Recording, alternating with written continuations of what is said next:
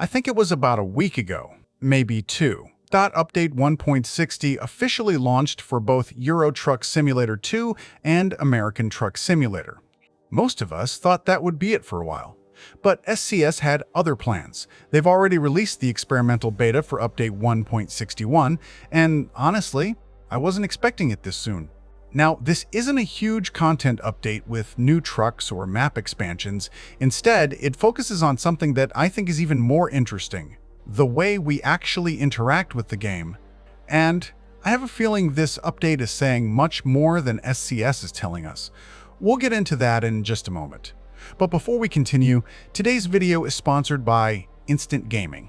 If you're looking for great deals on games, DLCs, or Steam wallet codes, they're definitely worth checking out. I'll tell you more about them later in the video. Now, let's see what's actually new. The biggest addition is the multifunction display, or simply the MFD. If you've played the experimental beta already, you've probably noticed it straight away. Instead of remembering dozens of different shortcuts or opening several menus, most of the important truck functions are now grouped into one place. You can adjust vehicle settings, driving assists, lighting, media controls, trip information, and much more without jumping all over the interface. Honestly, this just makes the game feel cleaner. After so many years of updates, ETS2 and ATS have become packed with features. Some of them are so hidden that many players don't even know they exist. The MFD fixes that. Everything is much easier to find.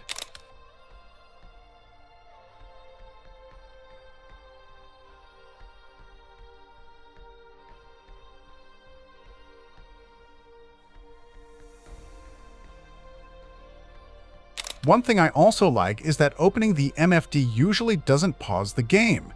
You can keep driving while changing settings, which feels much more natural. It's a small change.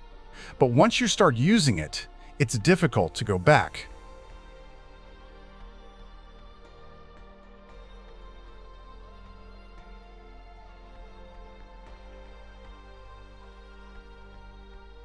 I know games can get expensive sometimes. You see something you really want, and then the price just puts you off. That's exactly why I like using Instant Gaming. They've got a huge library of games across different categories, and the prices are much lower than usual. Whether you're on Steam, PlayStation, Xbox, or even Nintendo, you can find something that works for you. The process is simple. Just pick your game, go to checkout, choose your preferred payment method, and you'll get your key. Then you activate it on your platform, and it's yours forever. I like how quick and easy that is. It's also safe and reputable, which is important. And on top of that, they're running a monthly giveaway where you can win the game of your choice, so don't miss that. All the links are in the description. The second feature is the brand new in-game menu. Instead of having important functions spread across F1, F4, and F7, SCS has merged them into one compact menu at the top of your screen.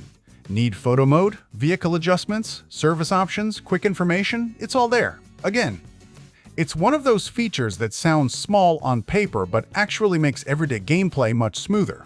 The less time we spend searching through menus, the more time we spend driving. And that's never a bad thing.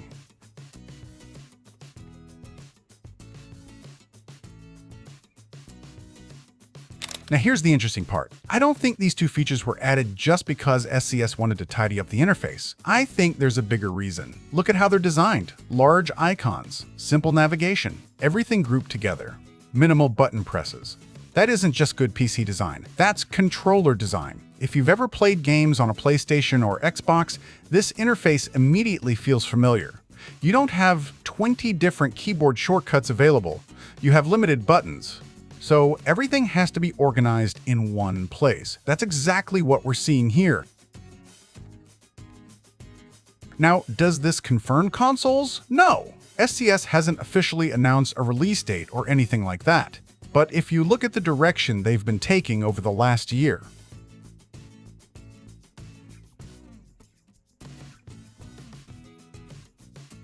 each update feels like another piece of a much larger puzzle.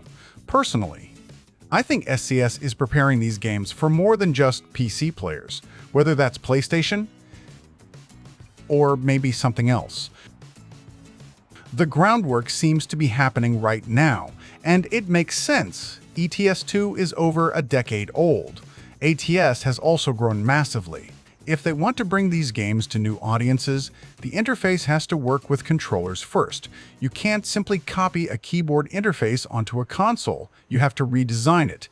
And that's exactly what they're doing.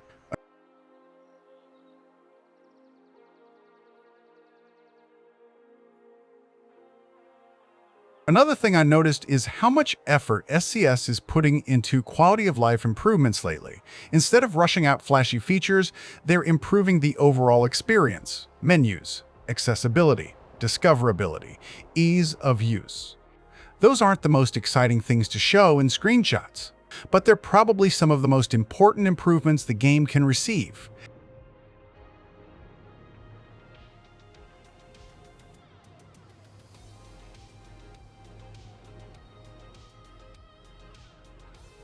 Because every single player benefits from them. Of course, this is still an experimental beta, so things can still change before the final release. There might be bugs, some features could be adjusted, others might be expanded. That's exactly why SCS releases these experimental builds in the first place, to gather feedback before everyone gets the update.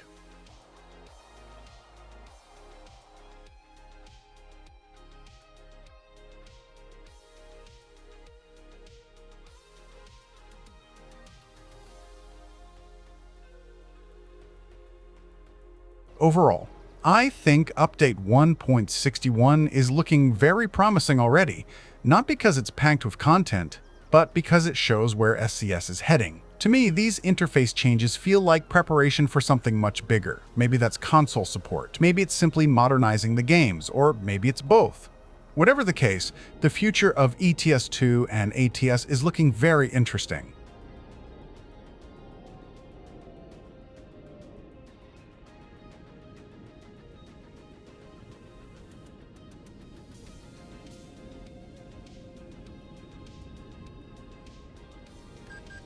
But now, I want to hear from you. Do you think these new menus are simply quality of life improvements? Or do you think SCS is quietly preparing for a console release? Let me know your thoughts in the comments below. And if you enjoyed this video, don't forget to leave a like, subscribe for more ETS2 and ATS news, and I'll see you in the next one.